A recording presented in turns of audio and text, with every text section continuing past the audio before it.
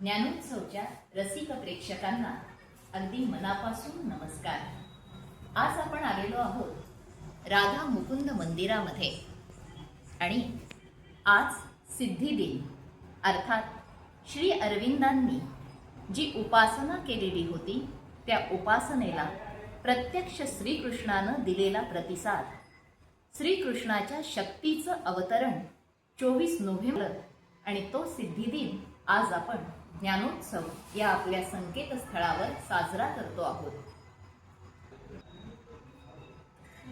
आज मी तुम्हाला ऐकवणार आहे दुर्गाबाई भागवत यांनी घातलेली कृष्णाला घातलेली साद. समाज माध्यमावरूनच ही माझ्यापर्यंत पोहोचली, पण पोहोचली ती थेट मनाच्या तळाशी आणि जे अंतर मनाला साद घालतं ते माझ्या रसिक प्रेक्षकांना मी सांगितलंच पाहिजे. दुर्गाबाई म्हणजे खरोखर मूर्तिमंत ज्ञानरूप. आणि या दुर्गाबाई काय म्हणतात आपल्या कृष्णाला? त्या म्हणतात, कृष्णा, तुला कसलं संबोधन लावायचं? तू आकाशासारखा वाटतोस मला. आकाश कसं सतत माथ्यावर असतं. आपण जिथे जाऊ तिथे सोबत करतं, पण त्याचा निळा रंग बोटावर नाही घेता येत. खरं म्हणजे तुझं नाव घेतल्यावर तू मानवी रूपात डोळ्यासमोर येतच नाहीस. आधी येते ती आकाशाची गडद निळाई आणि मग त्या मागोमाग लहरत येतं एक मोरपीस, तुझं मोरपीस. तुझ्या इतका मानवी जीवनात मिसळलेला कुठलाच देव नाही बघ. प्रत्येक नातं तू समरसून जगलास आणि विलास ते नातं त्यागून मोकळाही झालास. कधी परत वळून बघितलंस का रे मागे? तुझ्या मागे त्या माणसांचं काय झालं असेल तुझ्याशिवाय? तुझं सगळंच अतर्क्य. तू प्रचलित नियम मोडलेस. जन्म घेतलास वसुदेव देवकीच्या मथुरेत, पण वाढलास नंद यशोदेकडे गोकुळात. दही दुधाच्या चोऱ्या केल्यास. भलत्या वयात गोपिकांची छेड काढलीस.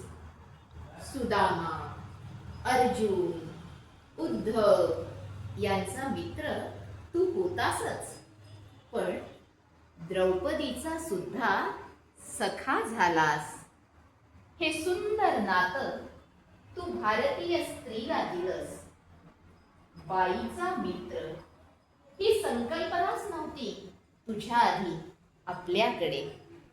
तो स्त्रीचा पिता, पती किंवा पुत्र असावा अशी आपली समाजरीत. विवाहित राधेचा प्रियकर झालास. अगदी प्रेमाचं प्रतीक म्हणून नाव घेताना राधेचं नाव तुझ्या आधी येतं. पुढे अष्टनायिकांचा पती झालास, तरी जरासंधाच्या तावडीतून सोडवलेल्या 16 सहस्त्र स्त्रियांना अभय दिलंस. तुझ्यानंतरही अनेक वर्षांनी सूरदासांनी तुझं बालपण त्यांच्या पदातून मांडलं. मीरेनं तुला नटनागर गिरिधारी म्हणत साद घातली. एक सांग, तू अनेक नाती निभावलीस, पण जीव जळवलास तो फक्त राधेवर. खरं ना? गोकुळ सोडल्यावर परत तू बासरी वाजवल्याचे उल्लेख कुठेच आढळत नाही. गीतेत यदा यदा हि धर्मस्य म्हणत तू परत येण्याचं वचन दिलं आहेस, पण आता युद्धासाठी नको रे येऊस. आम्ही माणसं म्हणजे एक एक भेट झालोय. यावर नात्यांचे पूल बांधायला ये. आणि हो, येताना रुक्मिणीला नाही आणलंस तरी चाले, पण राधिकेला सोबत घेऊन ये, म्हणजे तुझी बासरी ऐकायला मिळेल. कृष्णा, पुन्हा एकदा बासरी सूर धरायला ये. येशील ना? श्री कृष्णार्पणमस्तु.